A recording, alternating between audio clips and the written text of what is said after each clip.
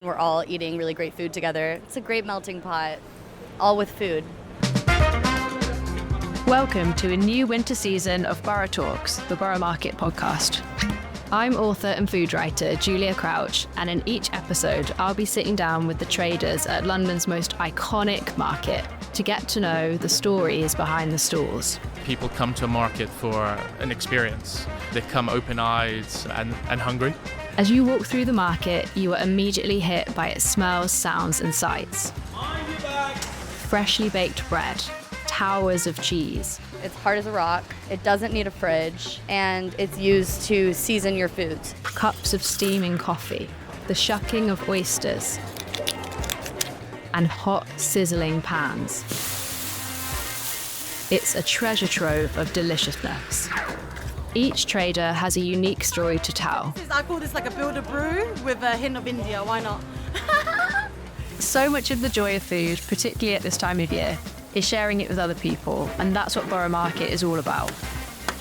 We'll be taking you with us as we discover the passion, expertise and characters that make Borough Market so unique, as we share good food and drink with the people who live and breathe it every day. Cheers, guys. This is Borough Talks.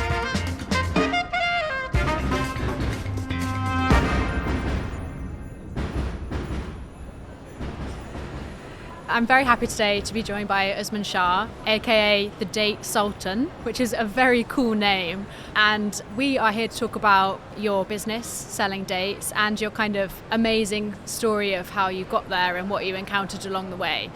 So when I was researching for this podcast, I saw loads of articles that were saying, what are dates?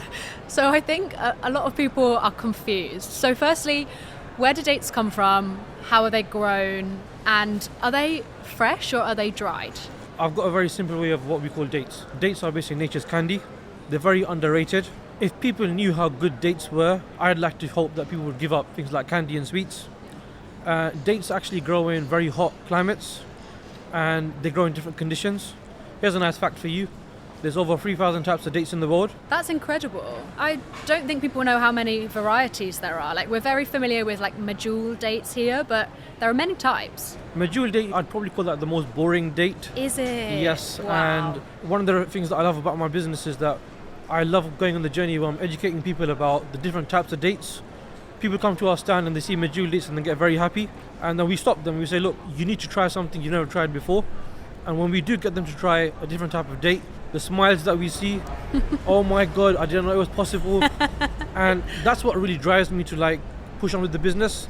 So yeah, coming back to the original point, there's about 3,000 types of dates in the world, about 1,500 types grow in Saudi Arabia alone. Some dates, like medjool dates for example, the saltier the water, the sweeter the date. Because dates are kind of like, have this wrinkly appearance. Yeah. Are they a dried fruit or are they a fresh fruit? I feel like people are very confused about this. So dates are actually a fresh fruit. Dates that are wrinkly and the skin doesn't fall off, we call them premium dates. Okay. However, if you were to find a date and the skin is wrinkled and is torn apart, it means that it's not of the most highest quality. I really push hard on having high quality in my dates. One of the most amazing things that I love about dates is it's a fresh fruit that has a shelf life of 2 years. That's incredible. Yeah, and people don't really understand that. They think they need to buy them and eat them right there and then, like it's your normal standard fresh fruit. If kept in the right storage conditions, you can buy them now and enjoy them next Christmas. So, do dates have a season? Yes. So most dates actually grow once a year. And dates get harvested around August to October time. That's the time when date buyers, manufacturers, producers are all very active because they're on a crazy hunt to find the best quality dates. And what you do is you buy the dates and then those dates last you those 2 years. So majority of the dates actually grow once a year. When the hot temperature is starting to like cool off a little bit, that's when the date is ready for harvest and eating. And how do you store them at home to make them last for 2 years? So if you keep them in the fridge, they last for 2 years. As part of my business, because we want to uphold the most highest standards of our dates, we recommend people to have them for about 4 to 6 months at room temperature. But dates, if they're refrigerated and you have them, when you have that sweetness and you have that cold texture in your mouth, it's a right delicacy. And how would you describe the flavour of dates? Sure.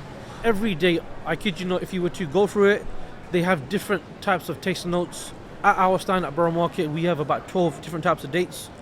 And the reason why we are starting to grow it is because people are starting to realize that not all the dates are the same. Every different type. One might give you hints of fudge, one might give you hints of caramel, one might be a bit fruity.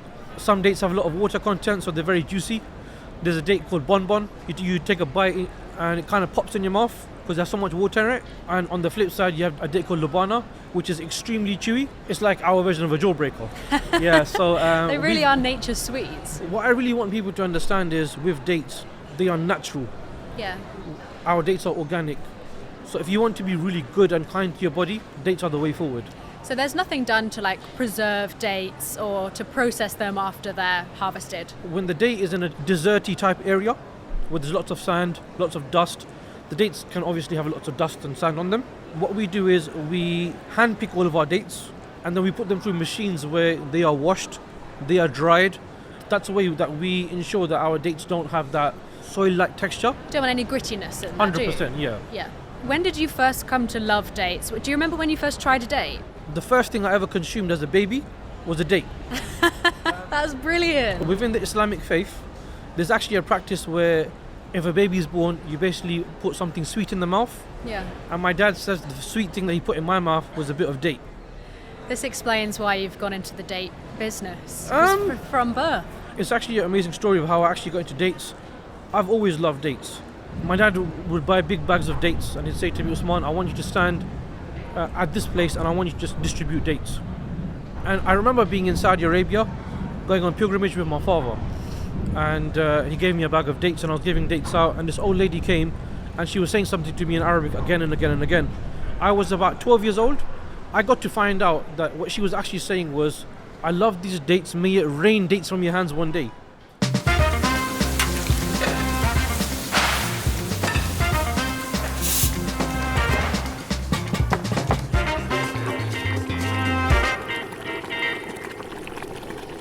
So, how did it come about that you started a business selling dates? It actually came about by chance and it wasn't something I was actually looking to get into. I won a scholarship from the Winston Churchill Memorial Trust as part of the work that I was doing on a social enterprise that I'd set up called Diversity Hut. I used to help companies get better at diversity.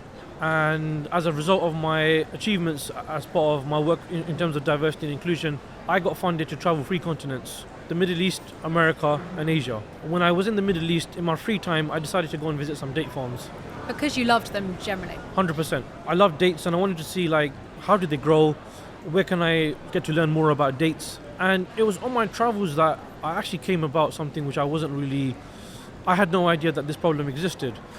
When I would go to certain date farms, I noticed that a lot of the labourers, they looked malnourished. I came across this farm, he had the best dates I've ever seen. However, his workers, they all looked like they've not eaten. The clothes were torn, they didn't look happy, and they looked like they were being exploited. Now, I have the good fortune of speaking quite a few languages, and I spoke to those people on the ground, those labourers, and I said, guys, when did you last have a meal? Talk to me. And they were saying that we get paid about 10 riyals, which is about £2 a day. And they're saying that this is our livelihood and we can't run away because we're kind of entrapped in the system. Wow. And when I would go and speak to the owner and say, why are they being treated like this? They would say to me that because these big companies, when they come to us and they say, slash the prices down. So that impact goes onto the labourers. That really changed my perception of dates. Like, oh my God, this delicacy that I really enjoyed, that everyone really goes and sees. Nobody knows what's actually happening behind the amazing fruit that they consume. It must have made you feel quite conflicted. I didn't feel like I wanted to eat dates anymore because I felt bet. heartbroken, like I didn't know that this was actually taking place.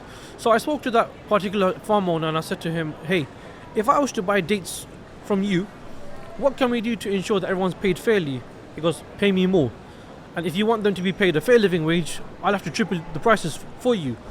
So I said, all right, you know what, okay, do that. Let's give it a go. And I bought about 200-300 kilos from him. The labourers were very happy.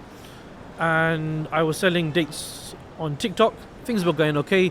Then COVID hit and I was like, you know what, I should go back into my engineering job and be a diversity consultant. And it was only when I got a phone call from a number from Saudi Arabia that was not saved in my phone. And when I answered it, I found out that it was one of the labourers that said that we all got together and we put our coins together to make enough to give you a call and say, why have you stopped buying from us? Because when you was buying from us, we were being paid fairly. Ever since you stopped buying from us, we're being exploited again. Why had you stopped buying from them? I didn't have traction at that point. I didn't know if I wanted to go into it at that point. I thought I was better suited towards a 9 to 5. Oh, I see. So this was like a one-off purchase that you did at this place. It was more of a side hustle. Right. They said that when you were buying from us, we were happy and we felt that you was our date Sultan. And all of a sudden I was like, wait, what did you just call me? They were like, we thought that you was our date Sultan, which basically means Emperor of Dates. What an epic name. And I was like, you know what, that's got a ring to it. I went to see if I could trademark it. There were so many companies in the UK that had the word Sultan in it. And I got an email back saying that we're going to write to every single company, and if they challenge it, you're not going to get it. I said, all right, fair enough. My luck basically changed overnight. God plans differently, and he had a different plan for me. I was making a TikTok video of someone that ordered some dates from me. That person left a comment saying, could you make a video of making my date box? I made that box for him, uploaded the video, went to bed.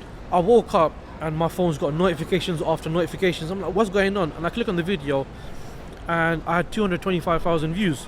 I had over 200 orders.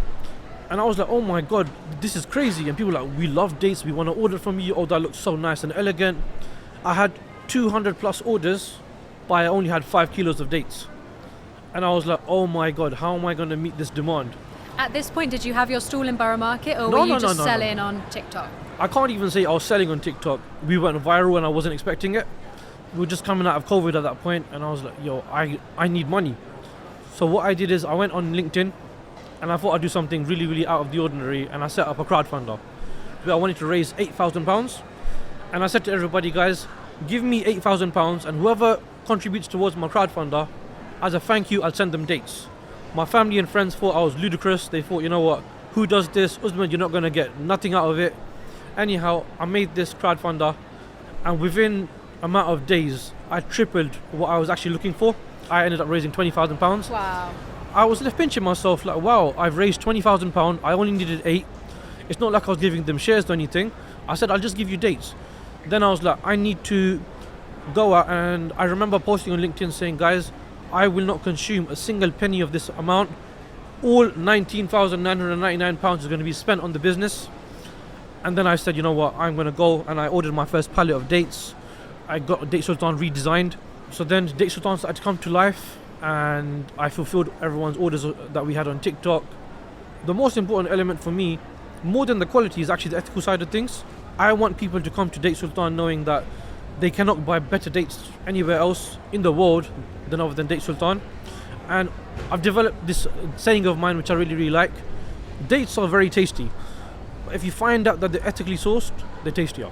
So now everybody in your supply chain is paid a fair living wage, and you go out and you check these farms personally to make sure there are no signs of modern slavery. How easy is it to maintain these kind of standards when, you know, other people in the industry aren't doing that? Firstly, yes, that's 100% true. Everyone in my supply chain is fully audited. Everyone's paid a fair living wage. And one of my biggest USPs is that every farm that we buy from, I visit them. I visit our packing house, and we don't take on any supplier which hasn't passed our audit. Now, I knew this isn't sustainable in the long run as the business grows. So what I've done is I've actually hired an auditor in Saudi Arabia. We paid them to do random spot checks, and anyone that works with us, they have to agree to our contract. Within our contract, we have it embedded that the most important clause to us is the fact that our dates are ethical. We don't want no modern slavery. Everyone get paid a fair living wage. Everyone has to be treated fairly, with respect, have good living conditions, has to have a holiday allowance, has to have the right to visit their loved ones. And the companies that have said thumbs up to this, we work with them, but we also say to them, look, it's not just a checkbox exercise. Either me or our auditor will go onto site, and we need to have the right to go out and speak to the labourers, speak to the people within the packing houses in confidence and say, are you happy working here? Because if you're not, we are here and we want to ensure that you're treated with respect, you're paid fairly. And this is working wonders now, because I would like to think that every 7-8 days I get an email from a new date company, a new supplier saying, we want to become your supplier, we want to go on this journey with you, we want to pay a fair living wage, or we're not there yet, can you work with us and help us get there? I'm all about that. And as Date Sultan grows, I want to take on more companies that we can take on a journey with us, where people are being paid fairly, people are treated with respect, they have good living conditions, and for me that just makes my business like more rewarding. So how does it make you feel to be implementing this kind of change? A good friend of mine gave me some advice once. When you die, what do you want to be remembered as? when I was an engineer as a quantity surveyor, nobody's going to remember the work that I did. And I was thinking to myself, when I die, I want to be remembered as someone that made change. I can be remembered as the guy that came and sold dates. But the thing is, I want to be seen as somebody that came and changed lives. The fact that Date Sultan seem to be pioneering the fight against modern slavery in the date industry, that makes me feel really, really warm and fuzzy inside. Here's something very cool. The other day, I went on ChatGPT and I asked ChatGPT a question saying, who is fighting modern slavery in the date industry? And the first answer that came up was Date Sultan. And I was like, man, that is such a result. That's so cool, even the AI knows. In the last 2-3 years, Date Sultan has won numerous awards.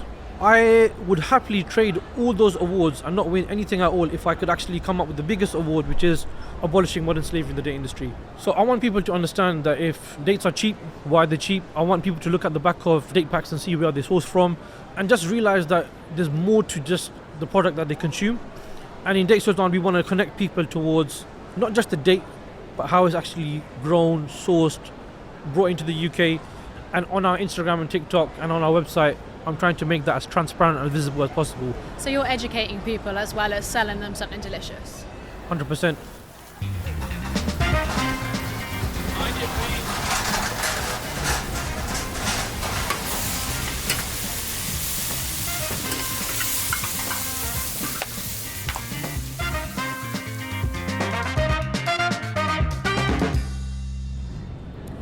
So customers obviously come to you for your ethos and for the change that you're making in the industry, but also because the quality of your dates is so fantastic and you do a range of different stuffed dates. So I want to get into varieties. You've brought a whole range here. So talk me through some of them, the different varieties, the different flavor profiles they have, the different chewiness. Sure. Tell me. So let me turn the tray around. So these are all different colors, different shapes, different sizes. Correct. So over here we have 4 types of plain dates and 4 types of soft dates. I will start you off with the Safawi date. The Safawi date is a very unique date which grows in Medina. So please have a taste and talk me through your experience of consuming the date. Really delicious. Quite a firm texture. Yeah. Definitely very caramelly. Just sweet and delicious. Quite chewy. It is quite chewy. Then we move on to the next date, which is another one of my favorites. The next date I want you to try is called the Mabroom date. Okay. We call it the marvelous Mabroom because it just takes you on a journey of taste in your mouth. Where's it from? It grows in Saudi Arabia, in Medina again.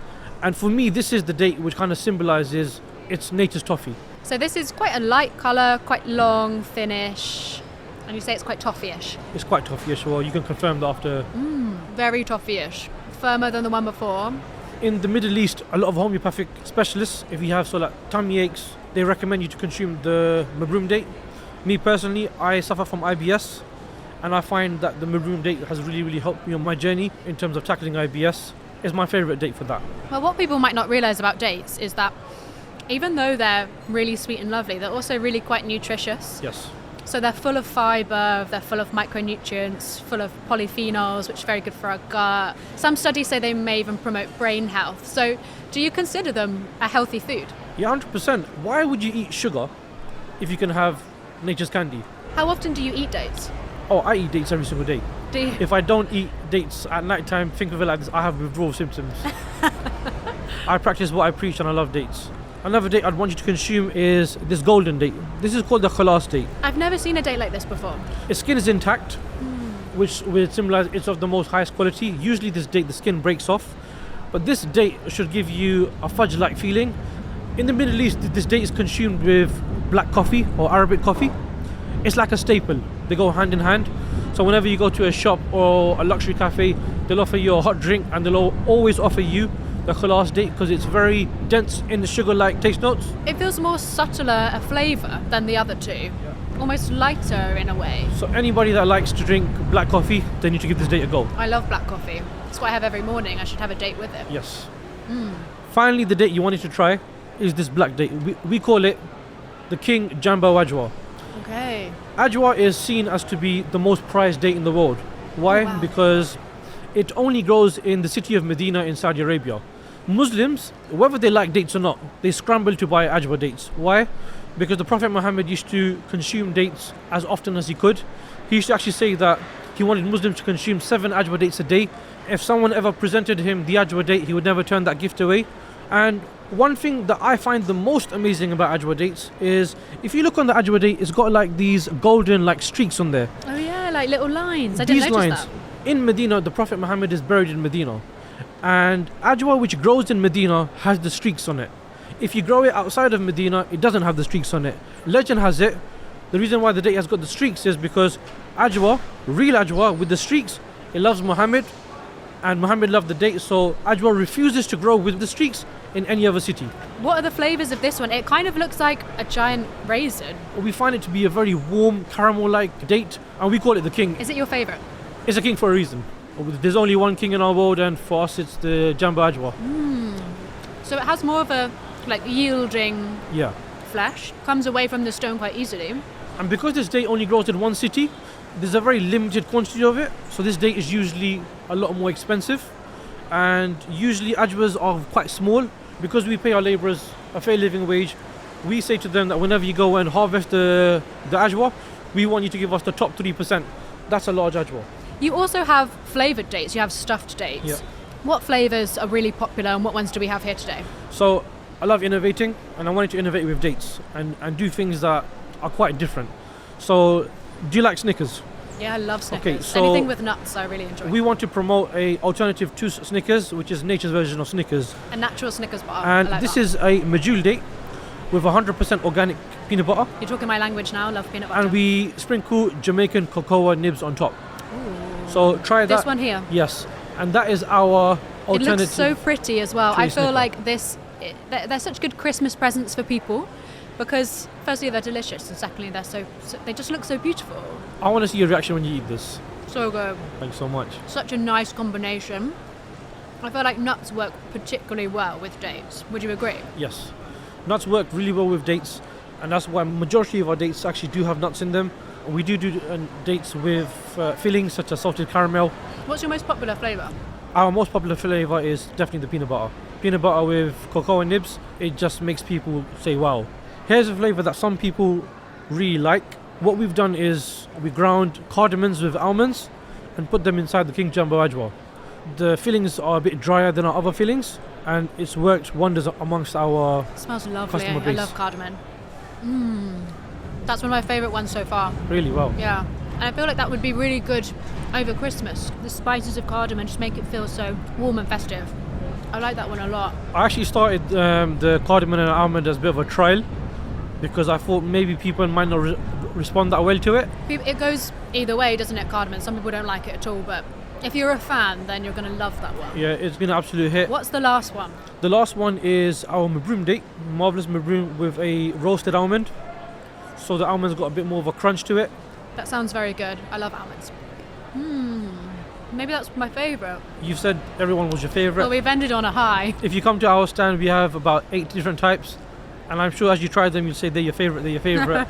That's what we love about our business. So my friend, she's a bit of a date fiend. She absolutely loves them. Her trick is putting feta cheese inside a date. What do Yeah. you make to that? Feta cheese is very popular in a lot of Middle Eastern countries and a lot of Mediterranean countries. I actually really love that combination. Yeah, because the saltiness I feel I haven't tried it, but it sounds appealing. So feta cheese in dates is one. In certain countries, they actually wrap the dates with turkey bacon. Yeah, and like Serrano ham. She Yes, was saying to 100%. me. Yeah. So those are combinations that work. But we try to keep our dates mainly with our nut varieties, our pastes, and our fillings. But yeah, there's so many things that you can do with dates. Not just fill them. Some people use them for cooking as well. Yeah, there's so many recipes with dates in. Also, many Christmassy ones. Christmas pudding Yeah. has dates in. Obviously, you know, in Middle Eastern cuisine and North African cuisine, they've been used for a long time. But they also work their way into many like traditional British recipes. Sticky toffee pudding, Yeah. HP sauce has dates in it. Why do you think that's such a good ingredient for cooking? As we lead up towards Christmas, we have a lot of people that come to us and say, we want to buy medjool dates for our sticky toffee pudding. We always stop them. Whoa, you're making a mistake. You're only using medjool dates because that's what you've seen online. Those people that are telling you they've never really tried the mabroom date, the marvellous mabroom, the one that naturally tastes like toffee. If you were to use that in your sticky toffee pudding, 10 out of 10, everybody that comes and says that they tried it, they come back and say, wow, we loved it. We've never had sticky toffee pudding like that ever. Oh, this sounds So- good. It's my favourite pudding, sticky toffee pudding. You need to throw maroon dates in the next time and not Yeah. medjool dates. Yeah, 100%. What other recipes do you like to use dates in, personally? There's a date that we do, it's called sukari date. Sukari in Arabic means sugar. So if all dates are sweet, imagine how sweet that date will be, which is called sukari, which is called sugar. And what we do with that date is we basically melt it until it becomes like a liquid, and we make cake out of that. So using the sugars from that date rather than using your standard sugar that you get off the shelf, and making any type of cake. I love those cakes. Cakes that are made out of sukari date. For me, it's like they just fell out of heaven. Because it's a sweetness, but there's complexity to it as well. 100%, There's yeah, like yeah. other flavours there aside from just like pure sweetness. Yes. Do you like to use them in any savoury recipes? People do. For me personally, it's more of a dessert. It's more like a little healthy snack. That's what I use it for. What's the weirdest combination you've ever heard of? Somebody came to our stand and they said they put sausages inside dates. No, that's not okay. And I was like, you know what? I'm all for experimental flavours, but that's too far. We had somebody come and tell us they put ketchup in dates, and I was like, Why? again, No, I can't see that working. why would you do that? Yeah. And I guess that's the wonder of being in the market, because you never know what people do with your products or how they consume it. People that come and they try, and we offer everyone a pick and mix. So you can get a big tray of all different ones. You can make your own box, you can get a tray, That's so nice. That's such a good present for Christmas, I think. and we allow people to come and customize, pick and choose those that you like. Yeah. We obviously recommend everyone to try a bit of everything, but people can come and pick and choose, and it makes a great gift. What's really impressed me is that there's just so many different varieties that I think we don't really explore in the UK. We don't really know that they all exist. Believe me, if my stand in Borough Market was bigger, I would have a hell of a lot more dates there. Every single day we put 8 different types of plain dates out. We put 8 different types of stuffed dates out. If I had more space, I would have this market peppered with dates. Because like I said, there's 3,000 types, and unfortunately the UK public only has really tried the medjool date, but that's what we're here for, right? We want to educate the public, want to show them that hey, there's more to the world other than just medjool dates. Come try dates. Absolutely. And since we're nearly at Christmas, are there any Christmas foods that dates go really well with? Could you put dates on a cheese board? I didn't realise how important dates were for Christmas until I started the market. People coming to us and saying, oh, we want to buy this at Christmas time. Our grandma used to serve us dates. Our mother used to do it. We want to revive that tradition. I learned from our customers because they said that one of the dates that they used to really consume in the Christmas period was dates with marzipan. Oh, yeah. And I didn't know that was a thing. I knew that was a thing, but I don't think I've ever tried one. That sounds extremely sweet to me. But it's I didn't- nice, but I didn't know that was a thing, and we tried it, and it was flying off the shelves. really. Did And you like it? Were you a fan? I loved it. Oh, okay. I was blown away by it, and this was one of the times where we got to learn from our customers, because they kept coming to our stand and saying, my grandma used to stuff the date with marzipan, could you do it for us? At that point I never tried it myself, but once I did try it, I was like, wow. And I got to give the people what they want, so we do this variety for Christmas. I love that. That sounds great. So, how long you had the stall in Borough Market? So I had the stall in Borough Market for 2 years. What's the future of your business? Where do you want to take it? So Borough Market's my home. I want to be in Borough Market till death do us part. But the big dream is I want to make Date Sultan the biggest date company in the world. And the mission is to abolish modern slavery in the process. I want to become the most loved date brand in the world, the biggest and the most ethical. Well, I think you're absolutely on your way. Thank you so much. One day at a time. Yeah. Yeah. Look, thank you so much for coming on the show. It's such an amazing product and it's such an inspiring story that you have, and I know everybody's going to love learning about this. And I know what I'm going to be buying my friend for Christmas now. So, Usman, you've been amazing. Thank you so Thank much. you It was a so pleasure. much. Thanks so much for having me, and thank you so much for the opportunity. Big thanks to Usman for sharing the story of his journey to Borough Market and for introducing me to the world of dates. I will definitely be buying some this festive season. Cheers, guys. Borough Talks was hosted by me, Julia Crouch, produced and edited by James Deacon, editing and sound design by Chris Attaway, and a special thanks to Nina and Bethan at Borough Market, the team at Bedow's Wine Bar for hosting us, and everyone who spoke to us and fed us. Come in, okay, sweetheart. Thank you so much, yeah? I really hope you've enjoyed this episode of Borough Talks. Make sure you followed the podcast so you don't miss an episode, and we'll see you next time.